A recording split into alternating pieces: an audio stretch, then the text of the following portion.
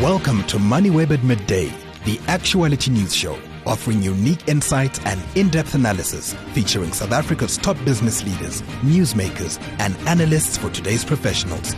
Your host, Jeremy Maggs. Hello, and thank you for listening to Moneyweb at Midday. In the next 30 minutes, I'll put some context around the numbers, perspective around the politics, clarity around the choices facing us in South Africa. A warm welcome. I'm Jeremy Maggs.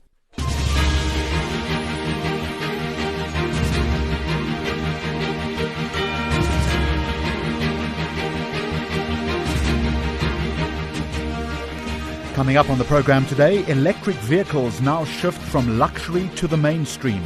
Inside the thinking behind Trevor Noah's new SA tourism campaign, Grain SA warns a Johannesburg Stock Exchange soybean decision could hit farmers hard. And cybercriminals exploiting trust in AI as ChatGPT becomes a top impersonated brand. It's Tuesday, the 28th of July.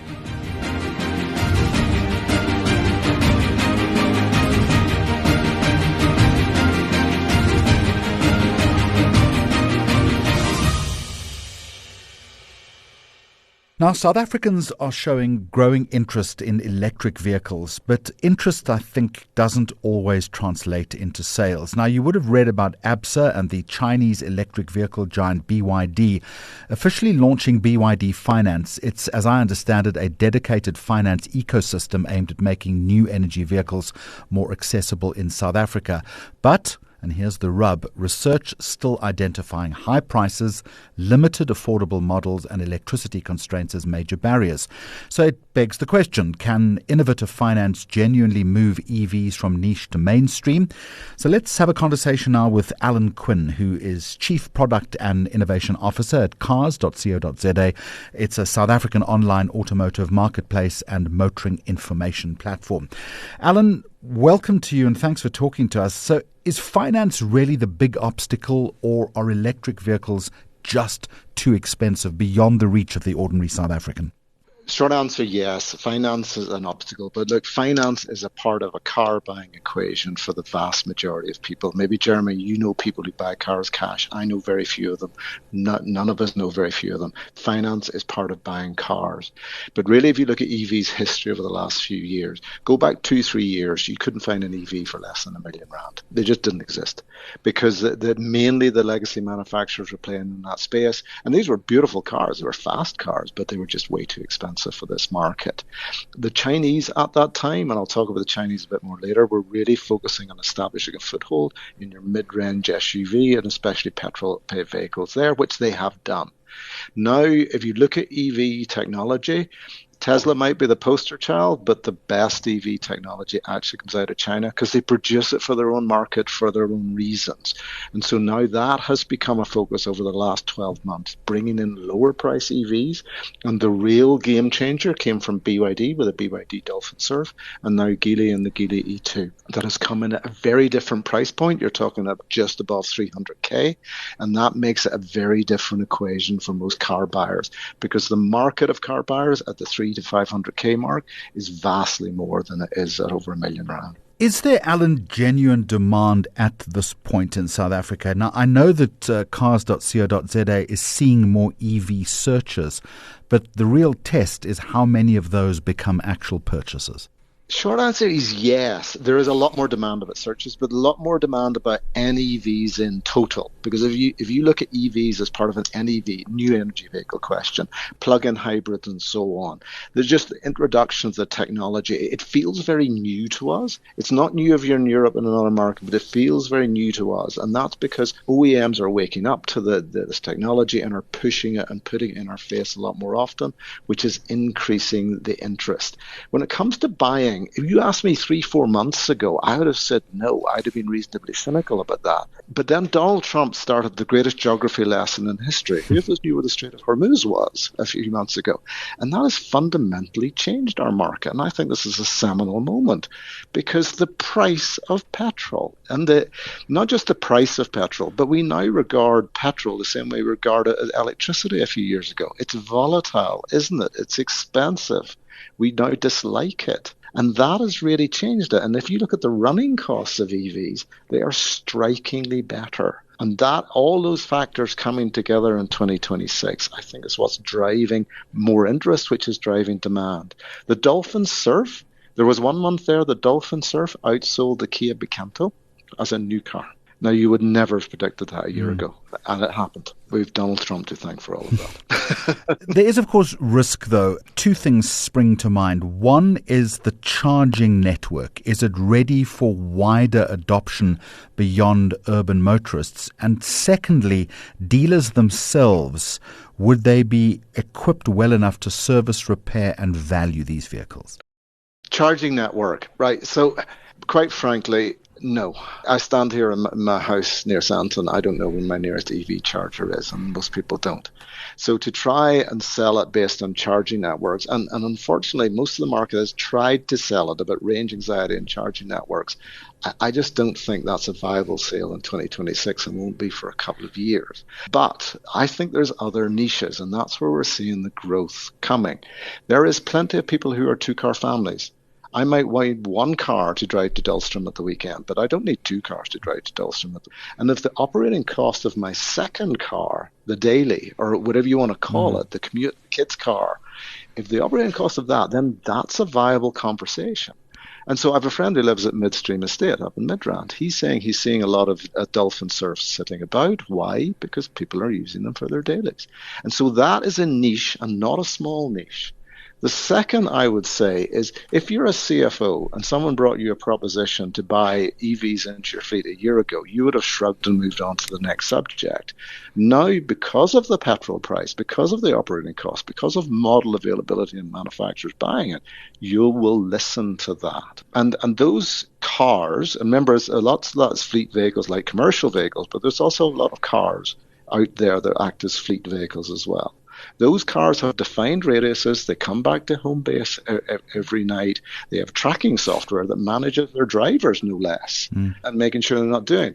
And for all of those, now suddenly, I think in these niches, you will start to grow a demand, and those niches will gradually expand into the future. So let me U-turn back to this BYD-ABSA tie-up. In actual rands and cents then, Alan, what does this partnership change for a buyer? Look, banks work with OEMs all the time. There's a word they call subvention. That's not subversion. That's a very different word. Subvention is banks working with them to put basically deals together, because everyone likes to feel special. Everyone likes to feel their special deal.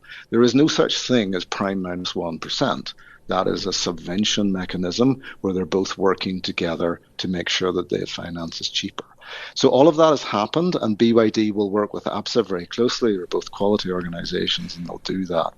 What I think is interesting about that is they're talking a lot about what's called GFV, or Guaranteed Future Value, which is a terribly marketed concept in the industry, because what on earth does GFV mean?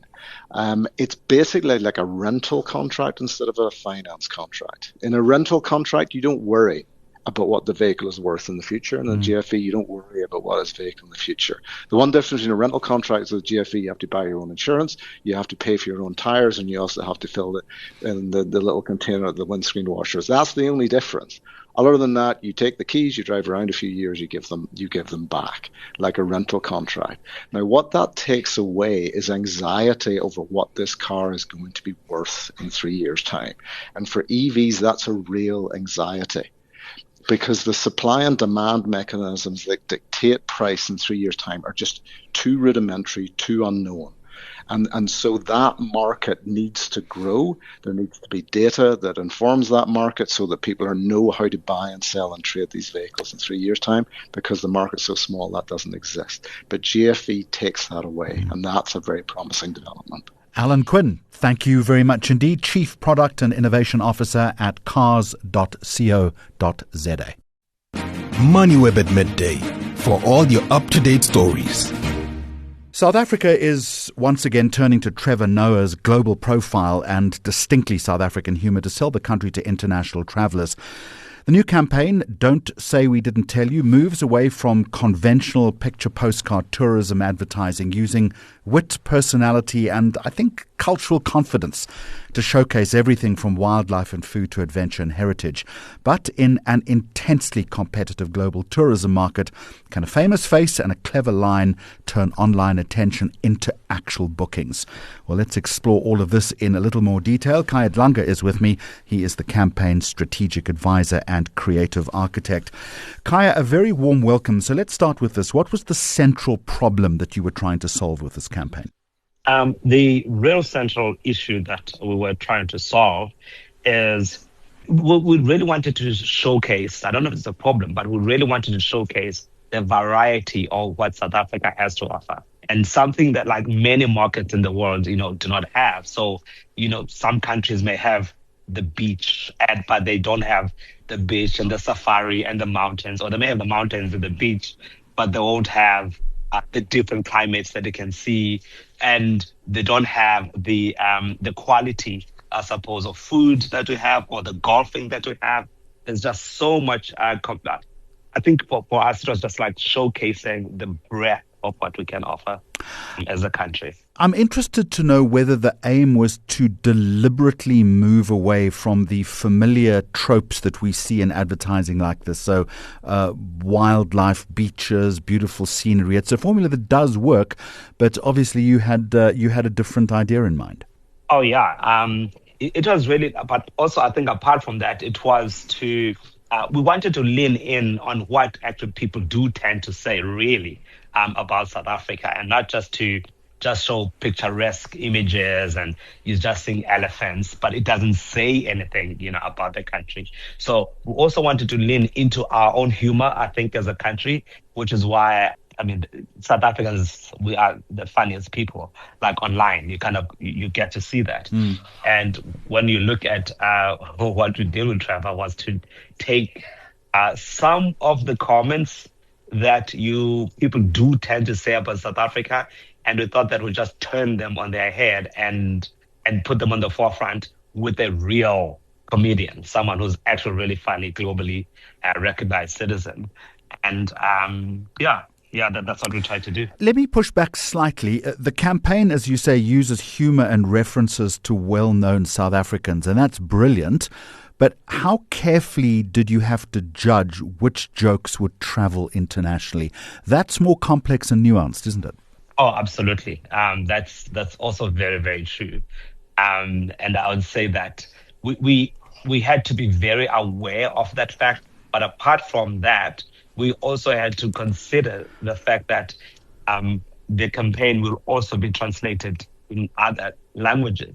So we had to make sure that it's also, if you translate it into German, it still translates. So these are really parts. We considered all of those aspects, because we can't just think about only our own humor, but how does it land when it goes to different markets, especially if we're going to translate some of those jokes. And that can be risky, right? Oh, 100%. It can be very risky. I'll give you an example. The previous campaign, we had there is a scene, a shot with two rhinos mating, not this current campaign. And Germany asked us to remove that scene, for example, like that. But it was not risky, but they just asked us to remove it. Let me ask you about Trevor Noah. Tell me why he was the right person to carry this message. And the risk here surely is that he can attract attention, but his celebrity can also overwhelm the destination itself. That's also possible. But I think that a lot of people already identify him with South Africa, right? So they think of him as a South African comedian who's made it internationally. And he talks about being South African pretty frequently. And his celebrity status is not separated from being a South African and being from someone in South Africa. In fact, when we were working with him, one of the things that which was amazing from him was that we have to remember that what we're doing is, in inverted commas, an infomercial for the country. So we need to showcase the country. He cannot be the central figure. He is just like he is a vehicle, for the country, which is why you probably you also don't see.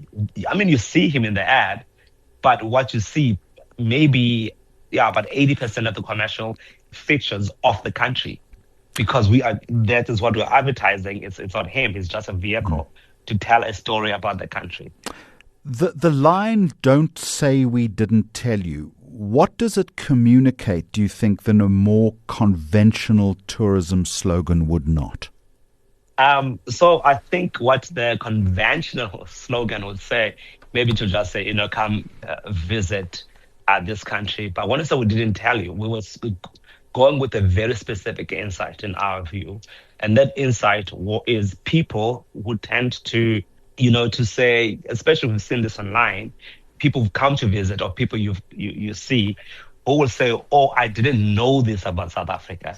Why didn't people tell me that, it's not just Cape Town that I can go to, or why didn't you tell me?" And which is why people do tend to come back. If I'm not mistaken, there's a stat that shows that South Africa is the number one long-haul repeat destination in the world. What that means is that when people come to South Africa, they tend to come back more frequently than in any other market in the world, because when they come here, they discover things they didn't know they could do.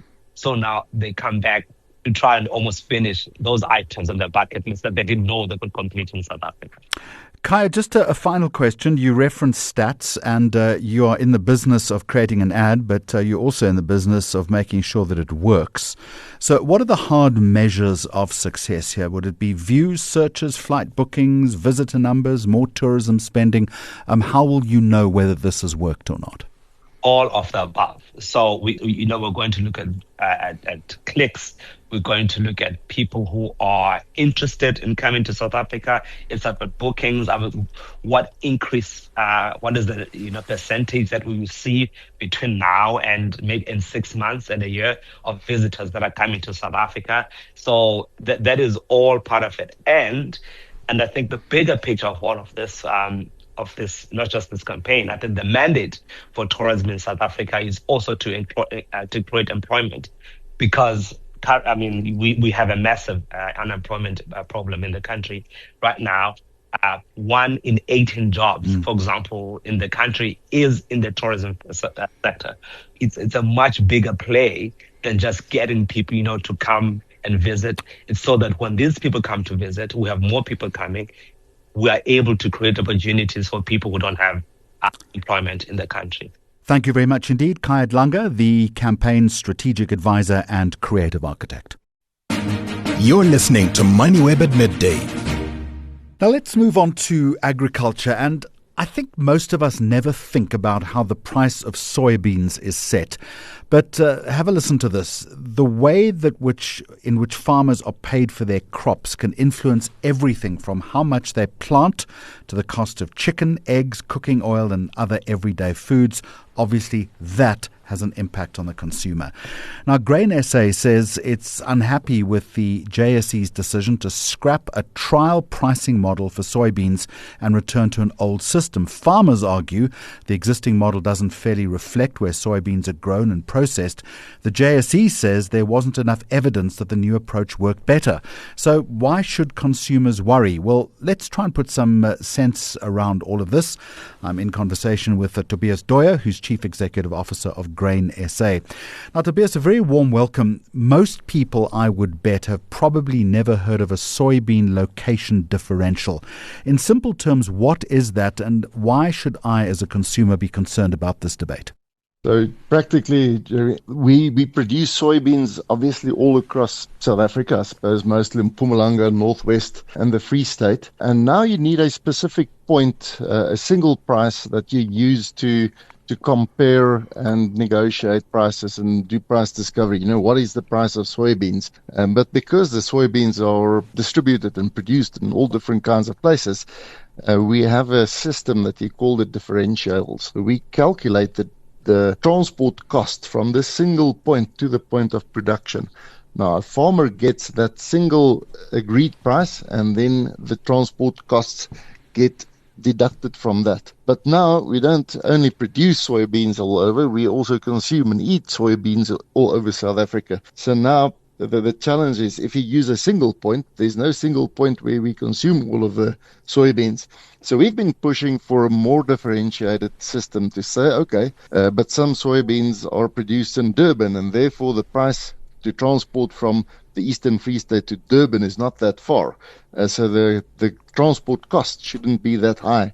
So farmers shouldn't be suffering this one single high price for all of South Africa. There is a system where we can agree and see how do we distribute it. And that will obviously also lower the cost to consumers at the end of the day. Within the broader value chain, can you give us a sense of how important a crop soybeans actually are?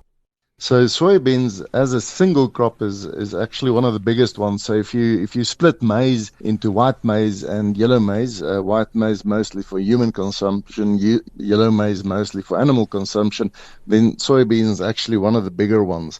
So soybeans is high in protein, so where your maize products and your wheat products are high in carbohydrates, very nice for energy for everyday living. You also need proteins for your body to grow and your muscles to grow, and that's where soybeans come in.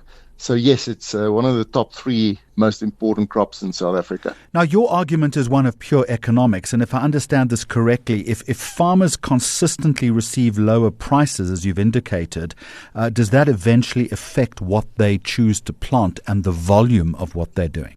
Exactly, and that's one of the key challenges. You produce out in the rural areas and people consume in the cities. The more our infrastructure deteriorates, the more expensive it gets to get that product, obviously, to the final point of consumer. Now, the more expensive it gets, the closer you need to produce, and far-flung regions cannot produce and they go out of business just because of transport costs. And that's also what we're trying to get, is to get more areas into production, more economic activity in distributed rural areas. Could this ultimately, I guess it's not even could, it probably will ultimately influence the prices that we pay for products like cooking oil, chicken, eggs, and animal feed. Have you done the calculus on that and how consumers might be affected? Yeah, so it's not a big thing. So we won't see a huge price because the transport costs are already there. This is a distribution between the partners in the value chains. What we will see, however, is that some of your local, so the towns that are closer to production areas, town like Middelburg or Emalahleni, that's right in the middle of grain production areas, will pay less because they are closer and they don't need to do that pay the transportation differential as more. But your major consumers in cities won't necessarily see that bigger difference. Again, so it's not a big major inflation driver. I understand that, but I would also suggest that farmers are probably dealing with rising input costs at the moment. The weather risks that we've spoken about before, margins are a whole lot tighter. How much difference can a pricing system make to whether a farm actually remains profitable, given that I would imagine it's always on a knife edge? So it makes a big difference. And I must say, you must appreciate that, farmers are on doldrums at the moment. The mere fact that we're fighting again in the Mid-East, prices have gone up again. There was a glimmer of hope when things started to stabilize. Diesel prices were coming down, fertilizer prices were going down, and bang, we're right back in there. So there's a lot of people that are despairing the future and what are we going to do for the new season. But this fundamentally has the biggest impact on farmers in far-flung regions. Closer to the cities, not that big an impact. Far away from the cities, a huge impact, and this is what we're trying to preserve and fight for here. The JSE says the existing system is simpler and easier for the market to understand. Is there not sometimes a trade-off between simplicity and fairness? So I think when we deal with consumers and people that don't deal with us on a daily basis, there's a case to be made to make it simple. However, these are all professional entities. They are businesses. They are knowledgeable people, and that's what they do for a day-to-day job. It's really not that complex for a professional person that deals in logistics all of the time. So fundamentally, they will continue doing exactly what they are doing, but the space, honestly, for the traders to arbitrage the transportation costs will be reduced. So obviously they're unhappy about it because they won't be able to gain as much, and obviously that benefit might accrue to the farmers. So that's what we're hoping for. And yes, no, we don't really take that argument that it's simpler. Yes, it is more complex, but yes, it's also more fair. So what's your plan now? Obviously, we'll go back to the JSE and say, guys, this is not acceptable. We need to rethink this. We need to engage again. But if they don't listen and if we can't have our pleas heard, then we're obviously going to see that we get a more, get an objective opinion, do more analysis, show that this is not right, and fight the cause for the farmers. And, we're willing to take it all the way. All the way meaning going to court? Might even end up there. I will obviously hope that you never do that. Only the lawyers win in that, but let's hope that we can come to a good agreement. Tobias Dooyer is the Chief Executive Officer of Grain SA. Thank you very much. Moneyweb at midday for all your up-to-date stories. Cybercriminals are increasingly disguising themselves as the digital brands that people trust most. That is worrying. Microsoft remains the world's most impersonated brand in phishing attacks, but listen to this, ChatGPT has entered Checkpoint Research's global top 10 for the first time. As I understand it, fraudsters are using fake subscription notices, cloned websites, and convincing payment pages to steal passwords, banking details, and personal information. So how big a problem is this? Let's turn our attention to Ian van Rensburg, Head of Security Engineering at Checkpoint Software. Ian, welcome. Why has ChatGPT then become such an attractive identity for cybercriminals to steal? You see, the ChatGPT, basically, cyber criminals, they understand that the new AI models and the new what we call large language models, people are starting to use more often. And in these models, people they sometimes copy and paste very confidential, company confidential information that if a hacker can get to that company confidential information, they can actually steal that information to make use of phishing again. So indirectly, they are making use of stealing credentials through ChatGPT to create phishing emails and so forth to get to the end user. Is the target individual subscribers or employees using AI tools at work? It is mostly, I would say, employees making use of AI at work. Individual subscribers, a lot of people these days, we see that they're making use of ChatGPT still for, private type of information and to gather private type of information or to make a picture better, to write something better. But if you get to work and a company does not have a specific AI policy in place, we have what we call shadow AI. And people make use of the shadow AI and they don't realize if they copy and paste something from a company perspective, it might be intercepted by a hacker and they can then use that information, whether it is ID numbers or names or anything like that to create these phishing emails. Ian, I just want to test this one figure with you. ChatGPT, as I understand it, accounts for around 1% so far of reported brand phishing attempts. Is its entry then into the top 10 significant, or is this just a portent of things to come, do you think? I think it's, how did someone say the other day to me, Jeremy? They said, back in the day before computers, some people were reluctant to make use of computers and they said, no, this is going nowhere. Now, people that's reluctant to make use of AI is also going to be left behind, but we're not there yet. So AI, I would say, is not changing the criminal objective. It is changing the speed, quality, and scale of the deception. So people that's making use of ChatGPT, I would say, is not that mainstream yet. but it's quickly in the past 2-3 months becoming very, very mainstream. Hence the fact that ChatGPT has now entered the top 10. Let me pick you up on that word quality, Ian, if I can. How convincing are these cloned emails and payment pages becoming? I guess I'm asking whether generative AI is helping criminals produce better phishing campaigns. We know that AI creates polished language, better websites. So I guess as well the traditional warning signs are becoming obsolete. 100%. If you look at phishing emails, you can now even go and subscribe to a website to write phishing emails for you. It's ridiculous. It's become a business. At the end of the day, it helps the attackers to produce what we call polished copies and realistic visual assets, and also complete fake user journeys far faster than before. You will now receive something that looks exactly like the email coming from a legitimate company. And that's not to say that you cannot trust the actual company because, the company stays legitimate. But it's just the fact that you need to have training and trust your sixth sense and your wits, and make sure that it is the right email.